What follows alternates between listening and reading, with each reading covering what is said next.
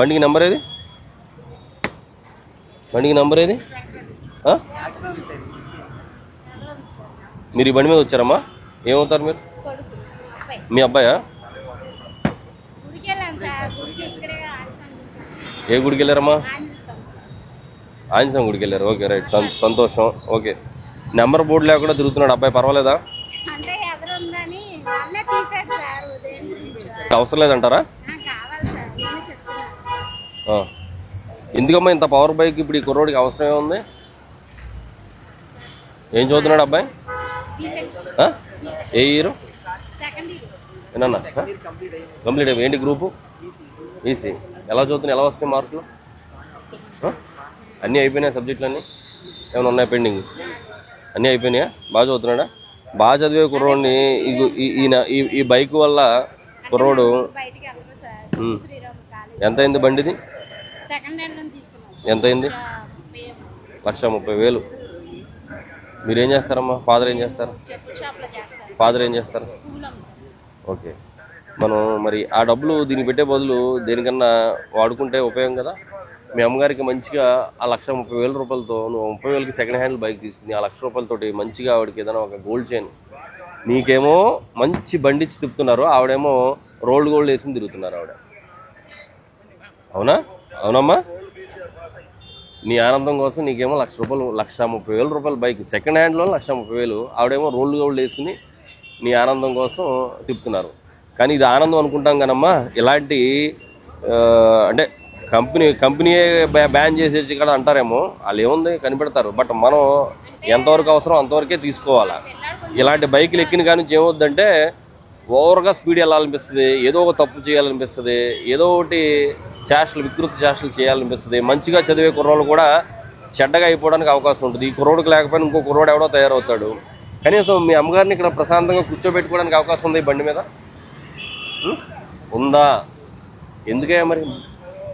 పోనీ ఈ బండితో నీకు ఎడ్యుకేషన్లో నీకేమన్నా యూస్ఫుల్గా ఉందా? దీనివల్ల నాకు మార్కులు బాగా వస్తాయి అని ఏమైనా ఉందా? వస్తాయా? పోతాయి ఇంకా. ఎందుకంటే ఈ బండి ఉన్నా కాబట్టి మనం పిచ్చి తిరుగులు తిరగాలనిపిస్తూ ఉంటుంది. ఇది కరెక్ట్ కాదమ్మా, కరెక్ట్ కాదు. మీరు ఎంతో కష్టపడుతున్నారు, మీ వారు కష్టపడుతున్నారు. మీ కష్టాన్ని ఈ బండి మీద పోసేసి ఈ బండి మీద ఈ కుర్రోడిని తిప్పి రేపు పొద్దున ఆ అబ్బాయి లైఫ్ రిస్క్ వస్తుంది. మార్పిచ్చేయండి. మీకు బండి అవసరం అనుకుంటే ఏ 30-40 వేలతో స్కూటీ ఏదైనా కొనివ్వండి, అవసరానికి అంతే.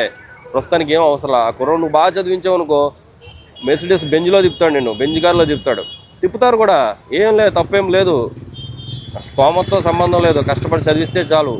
చిన్న మధ్యతరగతి ఇంకా చిన్న స్థాయి వాళ్ళు కూడా పెద్ద ఉద్యోగాల్లో సెటిల్ అవుతున్నారు. ఓకేనా? తల్లిదండ్రులు కష్టపడుతున్నారు కదా, వాళ్ళు ఇస్తున్నారు కదా అని చెప్పి మనం అది మిస్యూజ్ చేయకూడదు. ఇది మిస్యూజ్ అంటారు దీన్ని.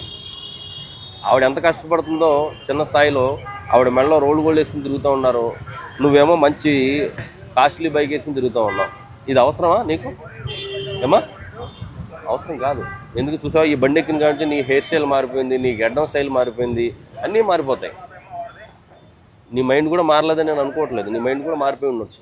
కనీసం ఇదన్నా మారిస్తే, మన వేషధారణ కూడా మారితే చదువు మీద వస్తుంది. నువ్వు చదివి బాగా సెటిల్ అయితే ఇది కాదు, ఇంకా నువ్వు మంచి తీసుకోవచ్చు. మీ అమ్మగారిని పక్క సీట్లో కూర్చోబెట్టుకుని అలా తిరగవచ్చు నువ్వు. ఇప్పుడు చెప్పు, నెంబర్ సంగతి ఏంటి?